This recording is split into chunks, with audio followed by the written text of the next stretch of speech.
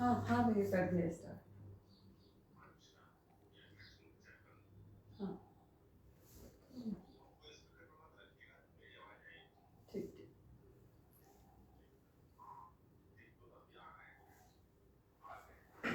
हाँ ठीक। इस नमस्कार। मैं हरि भटनागर आप सभी का स्वागत करता हूं। पिछले दिनों अर्पण जी के आदेश पर 2 कहानियों का पाठ किया था और उनका पुनः आदेश हुआ कि एक कहानी और पढ़ी जाए जो तलछट के जीवन को समर्पित हो। यह कहानी सेवड़ी रोटियां और जले आलू, जिसका शीर्षक है, राजेंद्र यादव साहब ने हंस में प्रकाशित की थी। उसके बाद ये कहानी ममता कालिया जी ने अंग्रेजी पत्रिका वर्धा विश्वविद्यालय से जो प्रकाशित होती है हिंदी, उसमें इंग्लिश में प्रकाशित हुई थी, जिसका शीर्षक था मैरीज फीस्ट। तो ये कहानी चूँकि राजेंद्र यादव साहब ने प्रकाशित की थी और पिछला माह राजेंद्र यादव की स्मृति में समर्पित था, यह कहानी उनको समर्पित है। तो कहानी पढ़ रहा हूँ, सेवड़ी रोटियां और जले आलू। खुशी के उस क्षण को दर्ज कर पाना बहुत ही मुश्किल है। बस इन्हीं शब्दों में कहा जा सकता है कि जब नगीना सेठ के यहाँ से शादी का खाना बतौर बायना भेजा गया तो वह उन चीज़ों को देखकर इंतहा खुश हुई कि उसके मुंह में पानी आ गया। खाना क्या, तरह तरह की चीज़ें थीं, पूड़ी कचौड़ी, खस्ता कचौड़ी, 4-5 तरह की सब्जियां, रायता, बूंदी, काले जाम वगैरह वगैरह। उसने जल्दी जल्दी उन चीज़ों को समेटा और कमरे के उस कोने में, जिसे रसोई कहा जा सकता है क्योंकि इस जगह पर खाना बनता है, रखा। रखते रखते उसने एक बार फिर उन चीज़ों को गौर से देखा जो तरह तरह की खुशबू बिखेर रही थीं। उसकी आंखें फैली की फैली रह गईं। जाहिर है कि उसके मुंह में फिर पानी आ गया, लेकिन उसने अपने को संभाला। हालांकि वह सोच चुकी थी कि उन चीज़ों को चख ज़रूर लेगी। उसने बच्चे के भी खाने को नहीं दिया। वह जिद कर बैठा। उसने उसे समझाया कि बाबू के आने पर देगी। वह ठनक गया, ज़मीन पर लौट गया। उसने उसकी परवाह न की। जिस धुन के हवाले वह हो गई थी, उसमें बहते हुए उसने एक बार फिर सोचा कि जब आदमी आएगा तो चौंक जाएगा। साफ सुथरा घर और स्वादिष्ट भोजन देखकर तो बहरा जाएगा। यह सोचते सोचते उसने झाड़ू उठाई और कमरा झाड़ने लग गई। बहुत छोटा कमरा था, 10 फीट लंबा, 10 फीट चौड़ा और करीब करीब 8 फीट ऊंचा। लेकिन उसमें न लंबाई दिखती थी, न चौड़ाई और न ही ऊंचाई। अगड़म बगड़म चीज़ों ने जगह को लील लिया था। 2 खाटें थीं जिनकी बाध झूलती हुई ज़मीन को छू रही थी। खाटों के ऊपर यानी सिर पर रजाई, कथरी, कंबल लटक रहे थे। खाटों के बाजू से रसोई शुरू होती थी। सैकड़ों डिब्बे डिब्बियों, साबुत टूटे फूटे और जंग खाए का हजूम शुरू होता था। चूल्हे के आगे राख और कोयले का ढेर था। चूल्हे पर जली जली लकड़ियाँ रखी थीं। खाना बन चुकने के बाद चूल्हे पर लकड़ियाँ इसलिए रख दी जाती थीं कि गीली लकड़ियाँ सूख जाएं। चूल्हे के सामने वाले कोने पर मोरी थी, जिसमें कीचड़ काई बड़ा सा मुँह थी। मोरी के मुहाने पर 8-10 ईंटें जमाई गई थीं, जो करीब करीब पानी कीचड़ में आधी डूबी थीं। मोरी के ऊपर ताड़ में अल्लम गल्लम चीज़ें, यानी 4-6 चैले, 15-20 कंडे, टूटे छाते, जर्जर रजाइयाँ, ईंटें भरे थे। मोरी से थोड़ा हटकर खाट के सामने वाली दीवार पर देवी देवताओं और फिल्मी हीरो हीरोइनों के कैलेंडरों का रेला था। दीवार कहीं से नज़र नहीं आती थी। लगता था कैलेंडर की दीवार है। धुएं और सीलन से कैलेंडरों का असली रंग रूप दब मिट सा रहा था। कैलेंडरों के बीच में एक आला था, तेल से चिकट होता हुआ। आले के कोर पर संद थी, जिसमें 20 जली अधजली अगरबत्तियाँ और उसकी सीखें खुशी थीं। आले में फ्रेम जड़ा शंकर भगवान का चित्र था, जिसे आधा कीड़े खा गए थे। आधा जो बचा था उसे पानी के छींटों, अगरबत्तियों के धुओं और चंदन रोली के छापों ने ढक लिया था। दरवाजे पर बच्चे का झूला था, जिसकी डोरियां गांठदार थीं। वह कमरा झाड़ती जा रही थी और कूड़ा दर कूड़ा निकलता जा रहा था। खाट के नीचे कूड़ा, डिब्बियों पर कूड़ा, मोरी पर कूड़ा, किवाड़ के नीचे कूड़ा। वह हैरान रह गई कि घर में इतना कूड़ा आखिर आया कहाँ से। और वास्तव में घर में जैसे कूड़े के अलावा कुछ था ही नहीं। ओढ़ने बिछौने, खाट, बर्तन, बाड़े सब कूड़ा हो रहे थे। कूड़े करकट को झाड़कर निकाला जा सकता है, इन सामानों को कैसे निकाला जाए? नहीं, इन सामानों को वह नहीं फेंक सकती। वे उसकी गृहस्थी हैं, 20 साल की जमा पूंजी। उन्हीं ने उसे जिलाए रखा है। अब वह उन्हें फेंक क्यों दे? सब सामानों को वह झाड़ पोंछ कर जमाने लगी। खाटें उसने बाहर धूप में पटकी, उन पर 20 लट्ठ जमाए। खटमलों का बड़ा सा कुनबा था, जो निकाले जाने पर खाट के नीचे मचलता सा नाराजगी जतला रहा था। गालियां देते हुए उसने सबको पैर के अंगूठे से मसल डाला और खाटों को फिर उन्हीं जगहों पर जमा दिया। रसोई के बर्तन, भांडे और डिब्बियों को रगड़ रगड़ कर साफ किया। राख और कोयले हटाए, मोरी पर झाड़ू फेरी। दीवार के कैलेंडरों और आले के भगवान जी को उसने नहीं छुआ। लग रहा था कि उसने छुआ तो सब कुछ ढह जाएगा और फिर दीवार को ढकने के लिए कुछ चाहिए। कहाँ से लाएगी वह कैलेंडर? फिर ये कैलेंडर उसके अपने आदमी की पसंद है। इन सबको देखकर थकान में टूटे होने के बाद भी कभी कभी वह बदमाशी से मुस्कुराता है, अजीब तरह की सिस्कारियाँ भरता है और उसे कैलेंडर की हीरोइन कह बैठता है। प्यार करता है, चूमता है। ऐसा ना हो कि कैलेंडरों को हटाते हुए आदमी के दिल से हटा दी जाए। ऐसा सोचते वह घबरा गई, लेकिन कैलेंडरों को सही सलामत देखकर खुश हुई। उसने उनके आगे सिर नवा दिया। सिर नवाते नवाते जिस बात का ख्याल उसे आया वह था गोबर से घर लीपना। लीप देने से घर का हुलिया बदल जाएगा। यह सोचते ही वह घर से बाहर निकली और पड़ोस से गोबर ले आई और फुर्ती से घर फर्श लीपने लग गई।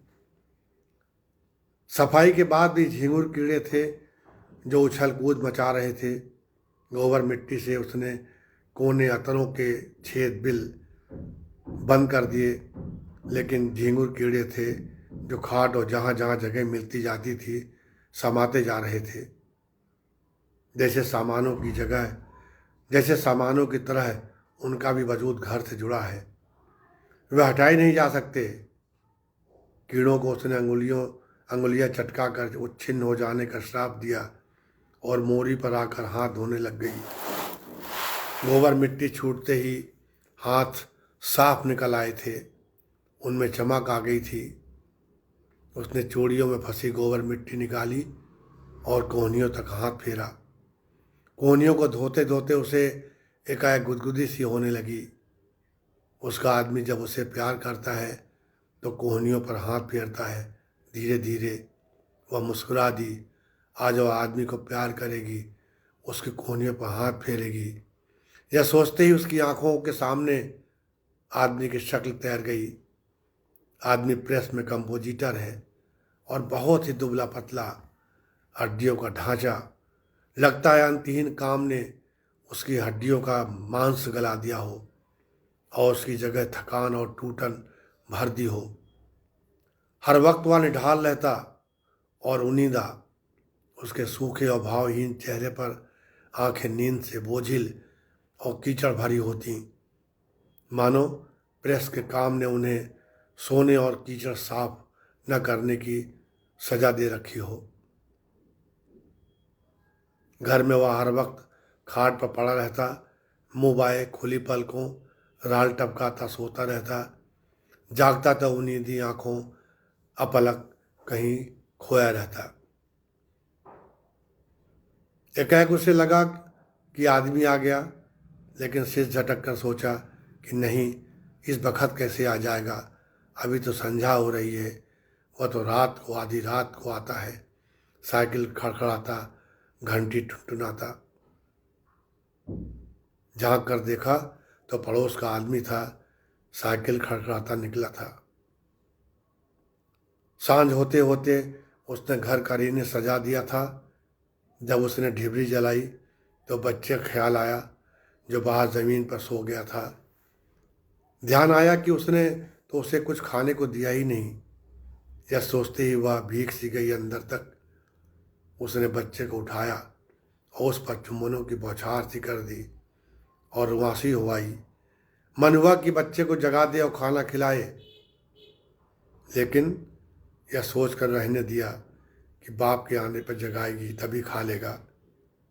अभी मुमकिन है जगने पर रोने लग जाए। उसने बच्चे को खाट पर लिटाया और बच्चे ख्याल में डूबी डूबी बाहर जोड़ी पर आकर बैठ गई। घर की साफ सफाई की उसे इंतहा खुशी थी। उस पर नगीना सेठ के घर से आया खाना।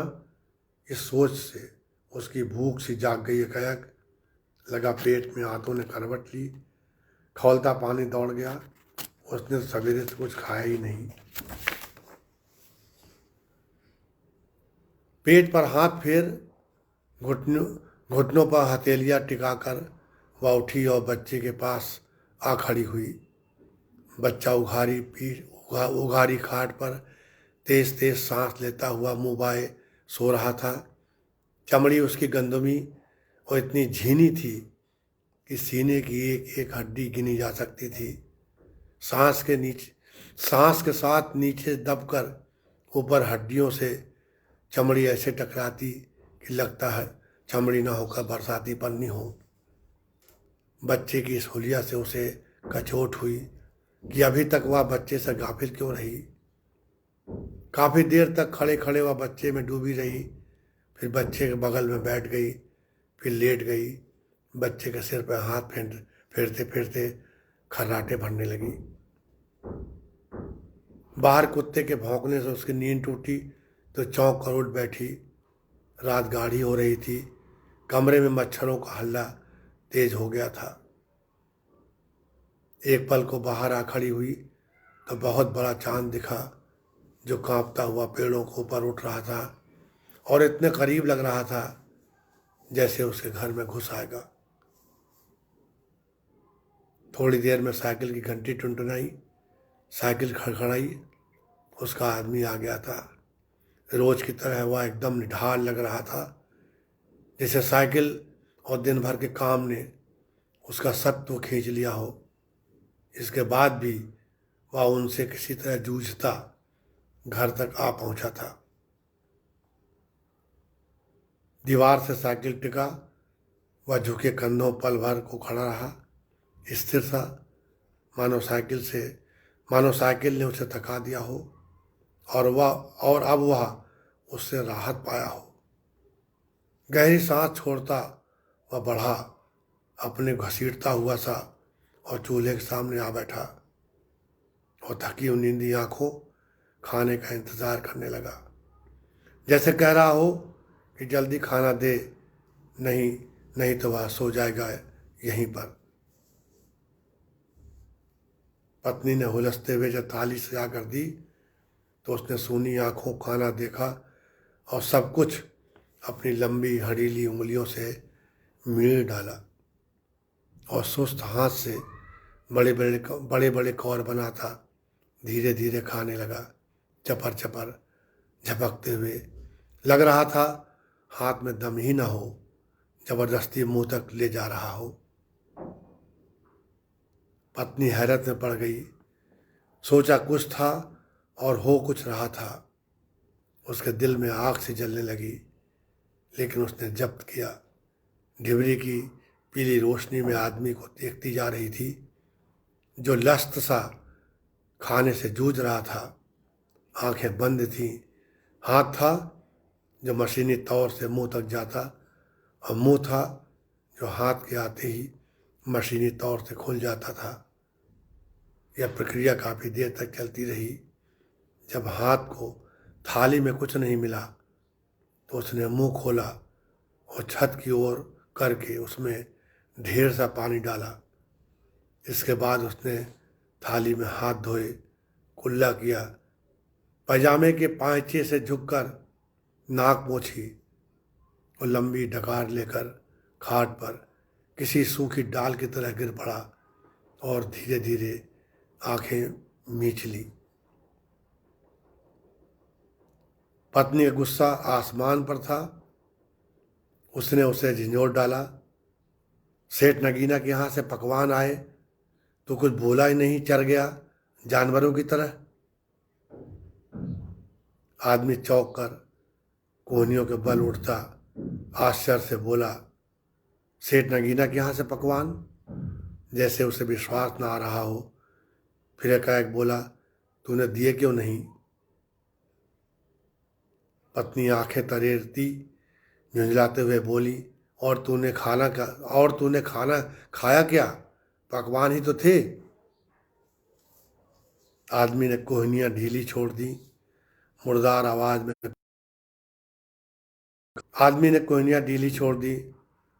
आवाज में कहा, मुझे तो ऐसा कुछ नहीं लगा। उसने बुरा सा मुंह बनाया, सेवड़ी रोटियां और जले आलू के सिवा। औरत का दिल बैठ गया। उसने मत्था पीट लिया और रो पड़ी। धन्यवाद साथियों, ये कहानी थी मेरी सेवड़ी रोटियां और जले आलू।